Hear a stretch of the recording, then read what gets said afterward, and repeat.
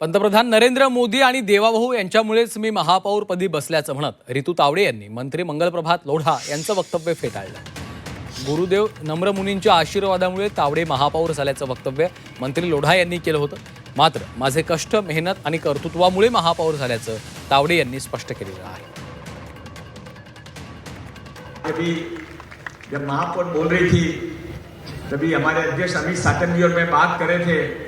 उन्होंने एक चमत्कार तो बताया कि गुरुदेव से मिलने के बाद में वो नगर सेविका बन गई, पर अमित जी कहने लगे कि एक चमत्कार जो लोगों को मालूम है वो भी बताना चाहिए कि गुरुदेव से मिलने के बाद में और माननीय देवेंद्र जी और अमित भाई के आशीर्वाद से वो मुंबई की महापौर भी बन गई। यहाँ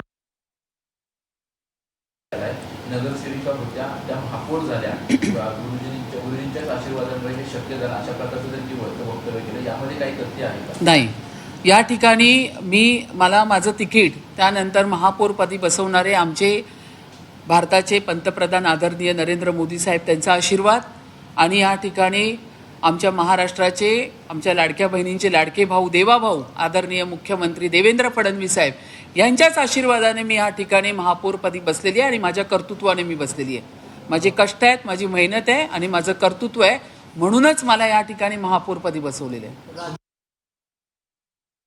त्यांच्या पक्षाचे विरोधाभास मोठ्या प्रमाणात देत आहेत। एका बाजूला गुरुमुनींमुळे माझं घसा बरा झाला सांगणाऱ्याच महापौर, मी त्यांच्या आशीर्वादासाठी आलेल्या महापौर, आणि आत्ता जर म्हणत असतील की मी फक्त देवाभाऊंमुळेच झाली तर बरं झालं त्याने तेही कबूल केलं।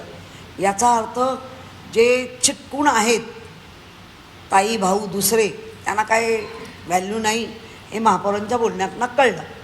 म्हणजे शिंदे भाऊ किंवा सुनेत्रा ताई यांचा काही योगदान महापौर बनण्यामध्ये नाही हे महापौरांनी कबूल केलं, बरं झालं।